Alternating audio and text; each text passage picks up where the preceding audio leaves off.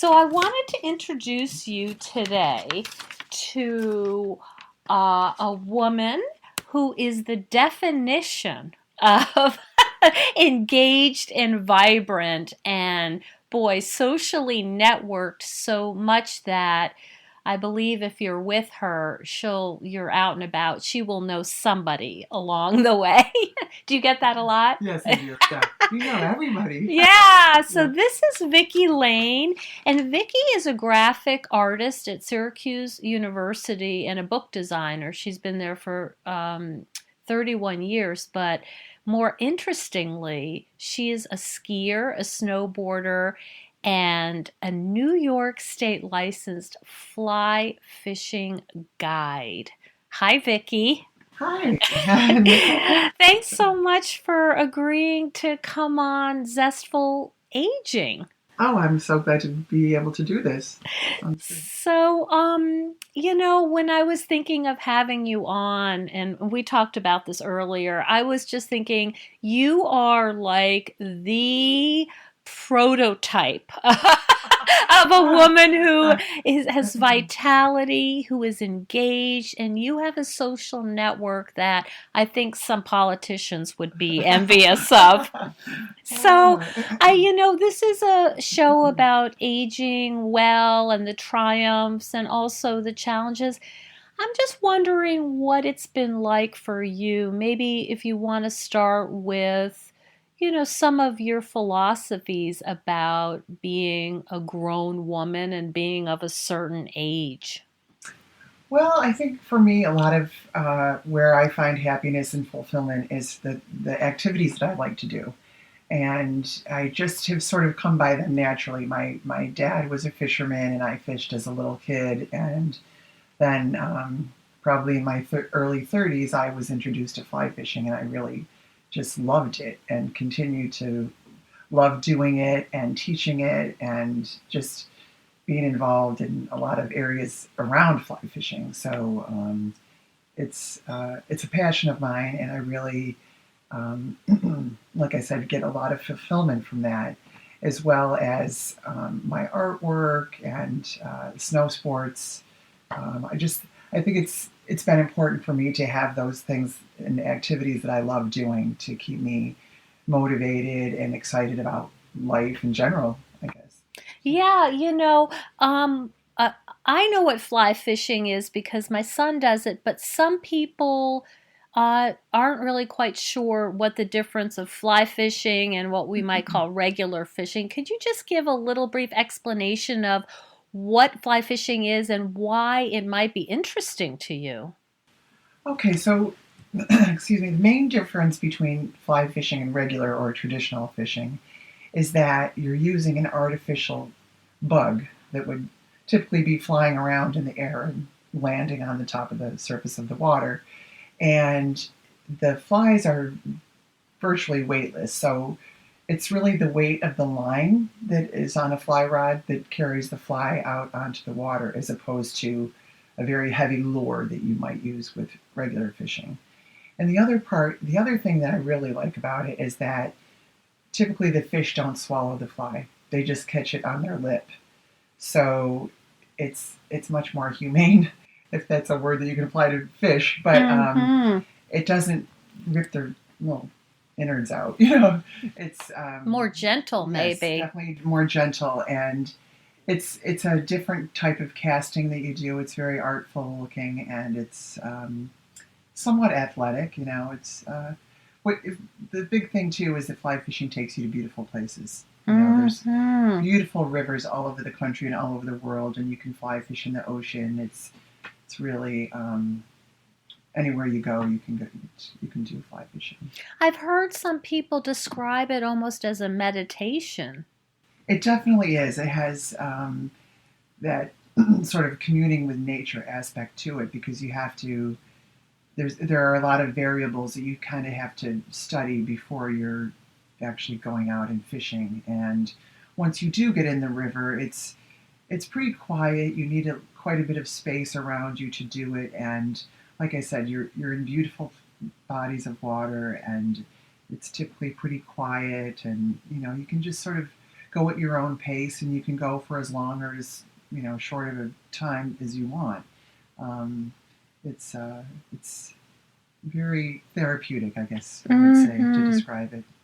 And, one of the things that I think of, in terms of what you do so well, if we look at the aging research with Uh, socially being having a very rich social life, it sounds like, or I'm guessing, you have met a lot of people through your fly fishing and your guiding.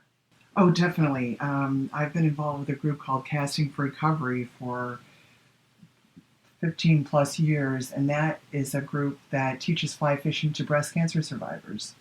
And it's a Friday to Sunday weekend retreat, we call them, that I do once a year now. I used to do more every season, but it's very fulfilling because we teach breast cancer survivors, of course, the art and sport of fly fishing, and it's it's just very rewarding, and it's sharing a passion of mine with some women that can certainly use a gentle, quiet activity, and it's perfect for a lot of the secondary effects of breast cancer. I see. Yeah, Mm-hmm. that sounds really unique and very beautiful. And again, hitting on, another element of really healthy aging, which is volunteering and what's called generativity, which just really means, kind of paying it forward, that you Mm-hmm. may not even see the results of these experiences for these women, but you're giving of yourself, and that is really in the research across the board, that is so important in feeling satisfied and well. Mm-hmm. It Yeah. definitely is for me. It has been. And once in a while, I do run into past participants in the program, and you know, most of the time they're not still fly fishing, but they talk about that weekend like as one of their most fondest memories of their whole experience with breast cancer, and they were so glad they did it, and they told all their friends. So it's rewarding in a lot of different ways. And I do have a Mhm. lot of friends that I have met through the teaching part of it that I know from all over the country that I can now go fish with if I want to. Yeah. So Oh, it's a that's nice it's network to yeah, have. I mean, you're sort of a member of a fairly unique group, I would Yes. think. Mm-hmm. Women fly fisher Oh yes, it's people. it's not a very big group. It's definitely unique, and it brings together a lot of women that might not necessarily be friends otherwise, but over the fly fishing we are friends, and we're all connected that way. So Yeah, yeah. So, it sounds like this is who you've been, that it's not necessarily, correct me if I'm wrong, but it's not necessarily that, you raised your daughter and then you said, I need to get some interesting stuff going. It sounds like this is who you've been through your life. Is yes, it that fair to is. say? Yes, it definitely is. And people say, "Oh my gosh, all those things that you do are so cool." But I just sort of came by them naturally. It wasn't like you said. I didn't set out to say, "Okay, what's going to be a really fun thing for me to do?" Mm-hmm. I was around a lot of people that fished as a kid. My parents had a place on Atisco Lake out near Skaneateles, and then my ex-husband was a big fisher, and I skied as a kid, so that sort of is something that I've kept up through my whole life because I just love it. Yeah, it Both was things. important Yeah, to you. yeah. Mm-hmm. So, one of the things we talk about on this podcast is raising your kids and having to sometimes put aside your passions, your interests for being a mom. And I'm wondering how you negotiated that when you were raising your daughter. So it wasn't really an issue because she did all of those same fun things. She ski raced as a kid because my ex worked at a ski area, and that's just what we were doing on weekends in the winter every year, for years.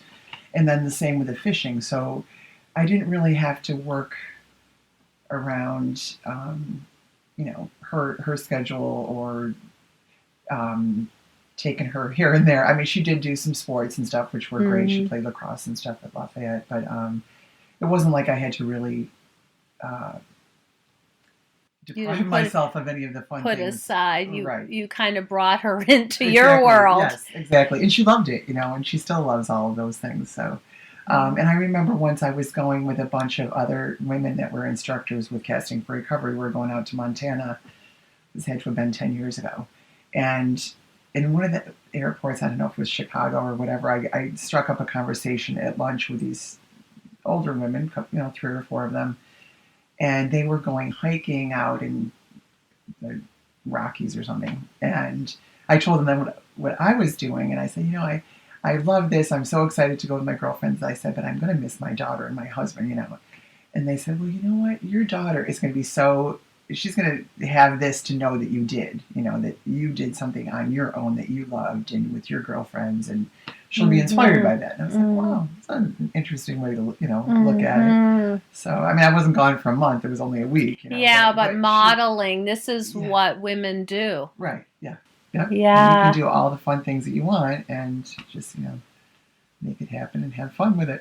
So So, it sounds like it was a priority for you to continue doing things that really make you happy, even as a mom, that right. you brought her into that world. Sometimes Mm-hmm. I'm sure you couldn't do it exactly the Exactly. way you Right. used to. Right. Yes, for Yeah, sure. Yeah. yeah. I mean, we used to go to North Carolina to Cape Hatteras to go windsurfing, and then when Kara was got old enough to have to be doing all kinds of activities, and she was in first grade, we stopped doing that. But it was Mm-hmm. that was we knew that was going to eventually happen, but that's kind of one of the sports we've given up. But I'd still love to keep up with that, as someday pick it back up again if I can.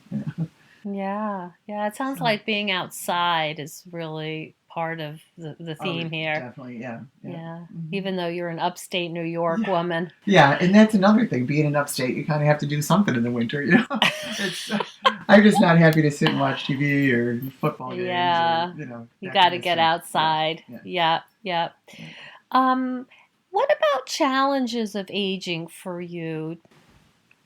Well, of late, I've had some health things come up that I just am, a little like, wow, this is not good. And I guess what, I'm going to be retiring in 5 years. So the sort of milestones that you hit are like a little bit of a wake up call. I'm like, oh my gosh, I want to Mm-hmm. start doing some of the things that I haven't done that I have wanted to do, like traveling and stuff. So, Mm-hmm. um, as far as uh, other The health challenges, stuff is yeah, felt. Yeah. that's just, to me, I'm looking at it as a bump in the road. I can't get too freaked out over it because it's just not going to help anything if I start to get all stressed out. But I do know that I have to get back out into either yoga or some type of a workout, because I just, from sort of life things that have come up with doing some side work and stuff, some freelance work. I haven't had time, but I know I can make time because it's an important thing for me right now to sort of overcome this health issue I have. So Mm-hmm. I just have to buckle down and get back. There's a gym right near my office, so there's no excuse. And I Yeah. have a lovely cousin who's a yoga instructor who I love. So it's just making the time to get back Putting it in into it. there. Yeah, yeah. Yeah, yeah, I So can see that. So, for mhm. women who are listening, who are maybe, sort of approaching their 50s, or, or even not even the age thing so much, but starting to think about, okay, what now? My kid's out of the house, they're grown, and they really haven't done what you've done in the way you've kind of brought it all, through your life. There wasn't an interruption, and they're asking themselves, okay, I'm not a full time mom. I may or may not be a full time partner to someone. I Right. may or may not be retiring. I'm not really Mhm. sure where to start. How do I start figuring out what's going to be satisfying? What is going to make me, feel like the way you described? So, Mhm. sense of meaning. And do you have any advice for women who are trying to figure it out? Well, I would say to just look into some social media resources that I have used are like meetup.com, Mm-hmm. which is a website where you can go and get into groups of people that will like go hiking, or they'll go kayaking, or whatever it is. They'll go to bars on a Friday night. It's all sorts of fun activities, and you can just sort of go to these different meetups that they call them, and Mm-hmm. see what floats your boat, so to speak. Or even I'm sure there's a registry of volunteer organizations that you could get involved with, because I found that just to be a really great way to network and meet people, and help others, of course, which is the main idea, which is so fulfilling. Mm-hmm. I've had my experience with Casting for Recovery that's just been such a rewarding experience for me. Mm-hmm. It just makes me feel good. You know. Yeah. Is there anything about it that is also difficult, I wonder? You're with um, breast cancer. Are yes. they also currently under treatment, or are they finished No, their treatment? they're mostly finished with their treatments, and they have to have a medical release from their doctor that they're healthy enough to participate. Mm-hmm. But there definitely are some issues that are mostly related to whether or not they have a support system around them, and just family challenges that they've gone through by the fact that they've had breast cancer and things like that. So you just sort of learn how to not really deal with those, because you're not sort of helping them or counseling them, but you figure out a way to just sort of listen to what they're saying, and try to um, make help them have a really fun time regardless of those things, and not to poo-poo them or disregard them, but to make them know that there are some fun things out there that you can do when you can you know sort of pull yourself away from those harder things, those harder situations. Um, And I'm thinking, as a therapist, the power of being in a group with other oh, people, there is nothing there is nothing like that. like that. Yeah. Yep. And we know that, you can do individual psychotherapy, but sometimes the group has the Yes. power that, Definitely. yeah. Yep. So you're also giving them, what we might call just room and space to be together and to do something that is beautiful, challenging, but not like, you're not giving them a grade and saying, Right. well, Exactly. you're Yes. not, you only Right. get an Yeah. 85 and Right. you're fly It's fishing. nothing like that. Yeah. Yeah, and it's so fun because at the end we have like a little graduation ceremony, and give Oh, certificates and a little goodie bag, with some flies in it, and they just love it. yeah. It's really special, and I've met so many great women through the participants, and some that were participants and then went on to become either instructors or the medical person on the retreats. Oh, So wow. it's been really interesting that way. How can people find that? Can you give? I'll put a link up, but what Okay. what what can they search for It's that? the website is castingforrecovery.org. So it's all Mm-hmm. of those words, all lowercase, and you can go on there, and it talks about what the mission is, how to, if you would like to donate, and then there's of course a section that tells about all the upcoming retreats. Mm-hmm. Yeah. When's the So next one? there's one from I think it's March 28th to the 29th at the Tailwater Lodge in Pulaski, and it's Mm-hmm. completely free for the participants. Wow. And this is Yep. Pulaski, New York, Yes. which is on the Salmon River. Yes. Mm-hmm. I see. A Yep. famous place, Yes. right, Oh, for it's definitely fishing. a destination spot, and Yeah. the lodging is lovely. All your meals are there, Wow. taken care of, and That so is it's beautiful. from Friday at 4. I think the participants arrive, and we wrap up on Sunday afternoon at like 1 or 2. Yeah.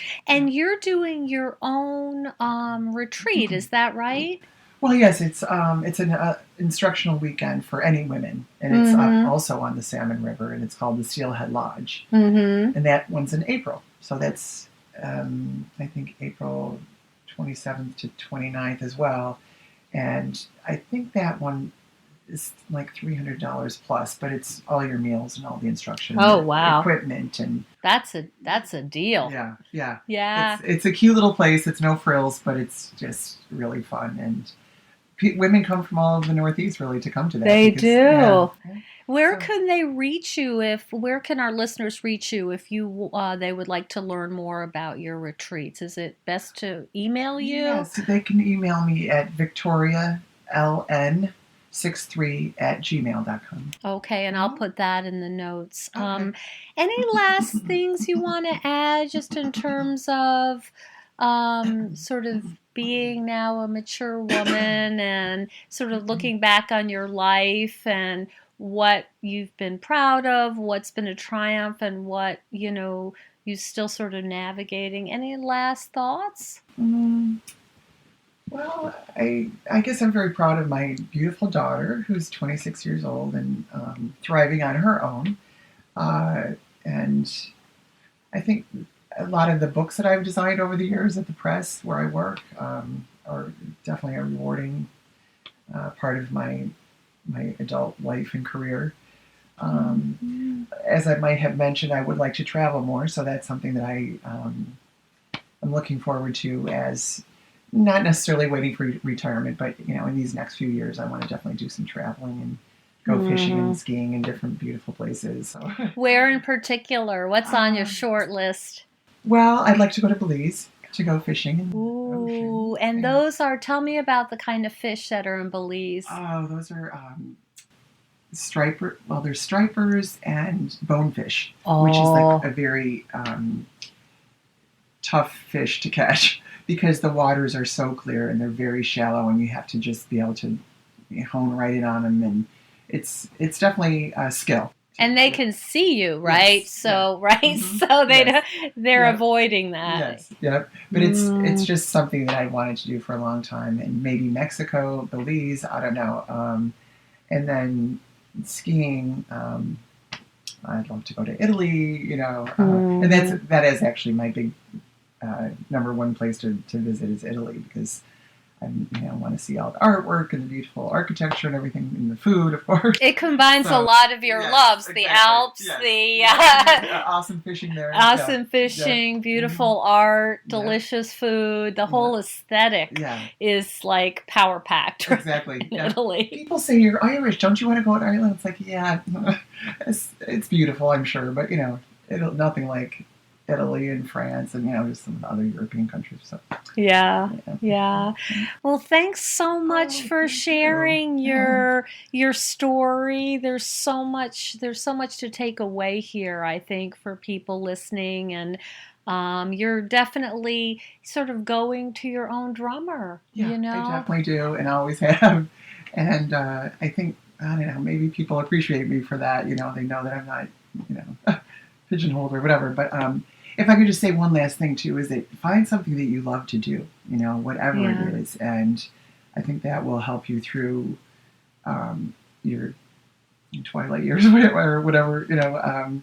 That you're still engaged and that you're doing something that you really like. And I think for me, that's been a way to take the focus off of the fact that I guess when I'm 60 years old, but I still want to do and love to do all these things. So I'm gonna just keep doing till can't do them anymore. Yeah, So yeah, that's you know, beautiful. That is all so right, beautiful. Thank sure, you so oh, much. you're This is welcome. Vicky Lane. And all of these links will be in the show notes so you can find her. And I would highly recommend you taking a fly fishing class with her. She's a phenomenal teacher and it will be a great experience. So, signing off for this week, Nicole Christina, have a healthy and happy week, and I'll see you next time. Thank you so much for joining us on Zestful Aging. Please comment, rate me on iTunes, like, and share. I love to hear from my listeners. Send me an email at NicoleChristina.com and tell me what you'd like to hear more about. Want more zest? Head over to NicoleChristina.com /zestful aging where you can find out about my online course, Zestful Aging, Simple and Sustainable Habits for Health and Longevity. See you next time for another episode of Zestful Aging.